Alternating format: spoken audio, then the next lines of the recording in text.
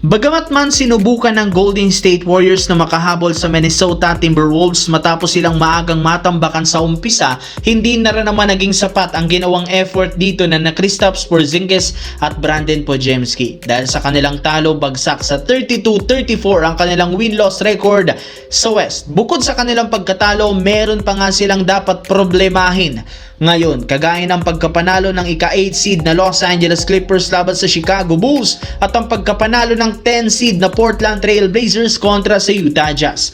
Ibig sabihin, bukod sa hindi nila kayang makabalik sa 8 seed, delikado na rin naman sila ngayong mahulog sa 10 seed since 0.5 games na lang naman ang kalamangan nila sa Blazers. Kaya kung sakaling matalo ang Warriors next game at manalo naman ang Blazers next game laban sa 76ers, magpapalitan na nga sila ng pwesto kung saan aangat sa pang-siyam ang Portland Trail Blazers at babagsak sa pansampo ang Golden State Warriors. Samantala, harap-harapan ngang pinatunayan ng Los Angeles Lakers sa kanilang mga kritiko at doubters na isa pa rin talagang legit na contender ngayong season matapos nilang maipanalo ang last 4 games. Pero simpleng panalo lang naman ang nagawa nitong nagdaang araw dahil ipapakita rin naman nila dito kung gaano kalalim ang kanilang lineup at kung gaano kalakas ang starting 5. Sa katunayan, sa kanilang game kahapon laban sa Chicago Bulls, nakapagtala nga ang kanilang first 5 ng 137 points.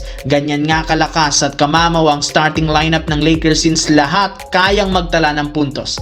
Pero syempre, para nga makapag-compete sila sa West, kailangan rin naman ng Lakers i-priority ang depensa. Kaya ito ang mismong rason bakit mas pinipili pa rin naman nilang ilagay bilang starter si Marcus Smart sa tuwing healthy ito at paglaroy na lang si Rui Hachimura ng off the bench sa kanilang rotation, which is good news lalo pat masusubukan rin naman bukas kontra sa Denver Nuggets ang kanilang lineup. Sa kabilang banda, literal nakaligtas pa ang Houston Rockets sa kamuntikang pagkaka-upset sa kanila ng New Orleans Pelicans matapos silang manalo 107-105. Buong game lamang ang Rockets, ngunit pagdating sa last quarter, nagkaroon nga ng pagkakataon ng Pelicans na makalamang sa huling segundo. Buti na lang sinuwerte pa rin ang Houston dahil sa nagawang walang kwentang turnover ng New Orleans Pelicans sa inbound pass.